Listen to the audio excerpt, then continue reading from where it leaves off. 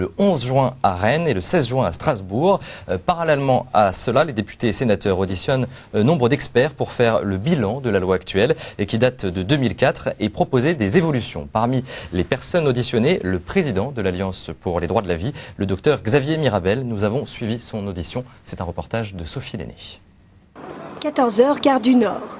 Le train du docteur Xavier Mirabel, en provenance de Lille, entre en gare.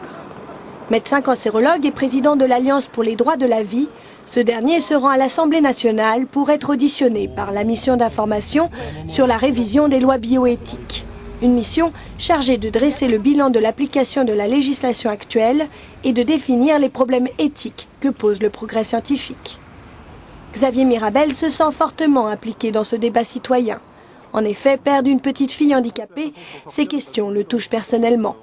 Il a bien l'intention de faire entendre ses convictions et de mettre en avant des propositions. La science, c'est une bonne chose, il faut s'en réjouir. Je veux dire, s'il s'agit de soigner, s'il s'agit de guérir, s'il s'agit d'accueillir les personnes fragiles, à ce moment-là, la science, elle nous rend un immense service.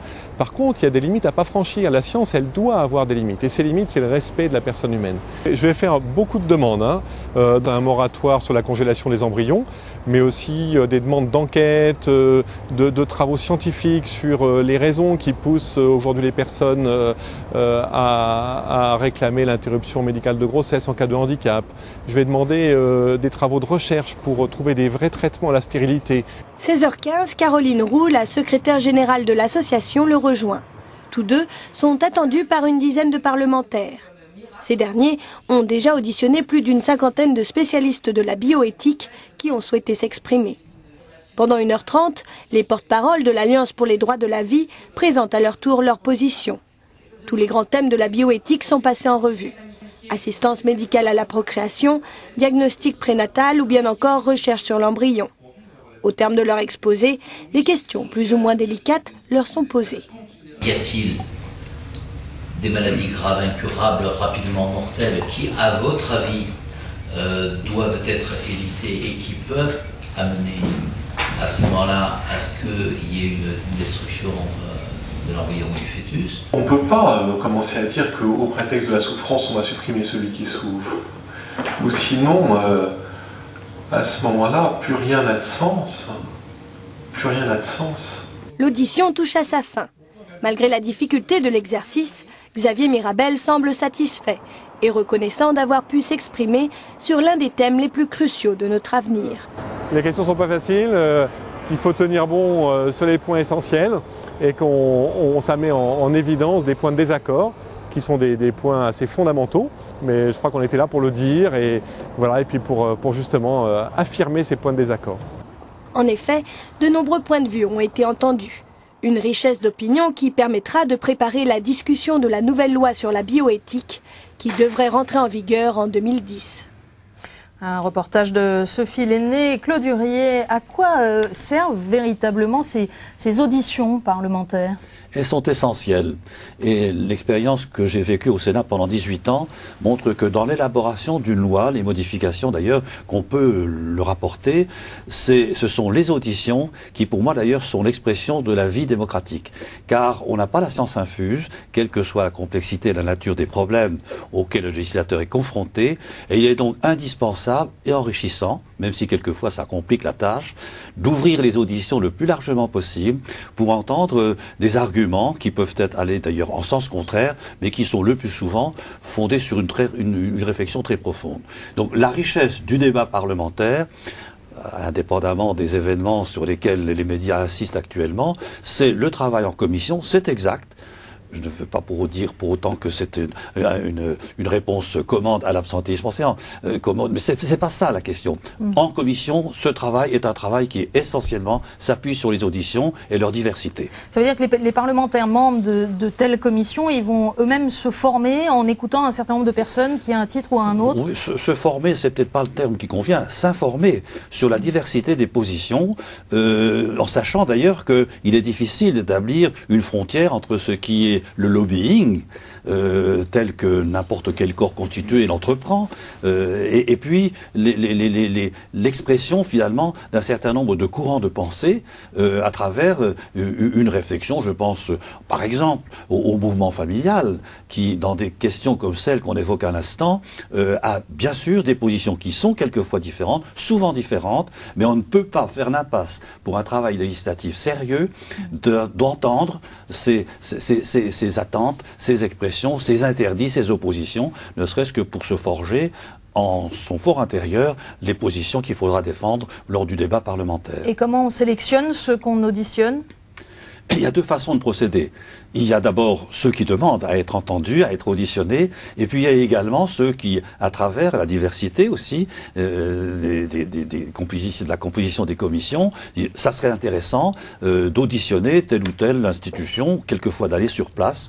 Mais vraiment, votre question me convient tout à fait, parce que trop souvent, c'est une sorte une démarche qui est trop souvent cachée, et qui d'ailleurs alimente cette idée que on est capable de légiférer sans se préoccuper du tout du monde dans lequel le législateur est censé intervenir. Et en réalité, on voit que c'est un travail qui dure des mois en amont. On a vu le président de l'Alliance pour les droits de la vie dans ce reportage passer son audition, si on peut dire. Est-ce qu'il y en a autour de cette table qui ont été entendus également ? Monseigneur Aupetit ? Oui, j'ai été entendu à 3 reprises. Une fois devant le Sénat, la commission du Sénat pour les mères porteuses, ou les GPA, si vous préférez. Une fois devant l'Opfest, mais ça, c'est pas une commission en tant que telle, mais c'est... L'Office parlementaire d'évaluation des choix scientifiques et voilà, technologiques, c'est ça. Donc, qui est une structure experte. C'est M. Kless et M. Vialat donc, qui nous ont entendus sur ce sujet, mais là, j'étais pas demandeur. Hein. J'ai été invité à Escalité parce que je représentais l'Église catholique. Et une troisième fois, j'ai été invité sur un sujet totalement différent. C'était sur les problèmes d'urnes funéraires dans les cimetières, voyez-vous. Donc, nous sommes consultés à différents titres sur des choses extrêmement variées. Et quel sentiment vous gardez de votre dernière audition, par exemple ? Eh bien, une écoute, un débat incontestable. Hein. Bien sûr, on peut très bien avoir des points de désaccord, et c'est d'ailleurs pour ça qu'on se rencontre, pour qu'on puisse discuter, faire avancer, chacun défendant ses positions, mais toujours fondé en raison. J'ai vu par exemple au Sénat sur les GPA, par exemple sur les mères porteuses, il y avait là aussi tous les courants de pensée, il y avait les musulmans, les réformés, il y avait le grand rabbin de Nancy, il y avait le Grand Orient, la Grande Loge de France, et puis moi-même pour l'Église catholique. Et je vois bien que mes frères croyants se sont beaucoup appuyés sur leur foi et sur leur texte, sur leur texte sacré. J'ai bien vu là qu'ils n'étaient pas très entendus. Je crois que quand on veut rentrer dans ce type de débat, il faut donner des arguments fondés en raison. Et là, si vous donnez des arguments fondés en raison, vous pouvez être entendu parce que là, au moins, ils sont partagés par tous. Le vrai problème, c'est qu'il n'y a pas que le Sénat ou l'Assemblée nationale aujourd'hui qui auditent sur la bioéthique. Donc vous avez une compétition entre le Comité consultatif national d'éthique, le Conseil d'État. Donc vous avez toutes sortes d'instances aujourd'hui et il y a une espèce, j'allais dire, de mouvement très insaisissable.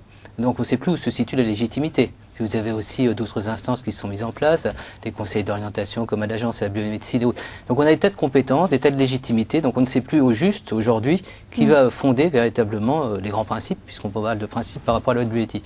Donc je trouve la position de Claude Durier sympathique, un peu naïf, parce qu'on voit très bien que souvent... Oui, non, mais ça lui va très bien, tant mieux, c'est plein de sollicitude. Mais on voit qu'on a des parlementaires qui sont très peu compétents par rapport à ces domaines.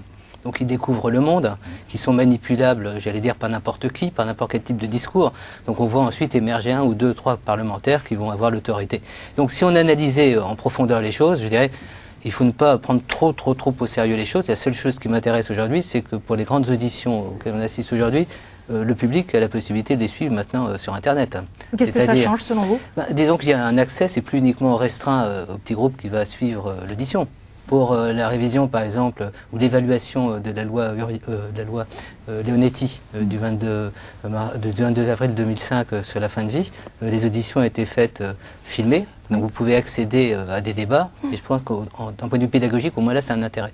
Même si ça n'a pas un vrai intérêt au niveau, j'allais dire, parlementaire, me semble-t-il, où on peut accéder, on peut voir un petit peu ce que les gens disent, et éventuellement ce qu'ils ne disent pas. Non, je voulais relever dans l'intervention d'Emmanuel Hirsch à l'instant le terme de légitimité. Je ne sais pas du tout ce que c'est, la légitimité des interlocuteurs qu'on peut rencontrer à l'occasion d'une audition. C'est leur diversité, d'autant plus que si tu fais référence à la légitimité, tu fais l'impasse sur une enquête de légitimité concernant ceux qui s'expriment sur Internet. Donc je crois qu'il n'y a pas un choix. Plus on auditionne, plus on entend, et on écoute, eh bien plus on a des chances d'avoir un texte de qualité. Voilà. On va passer un peu sur le fond du débat. Alors on l'a dit.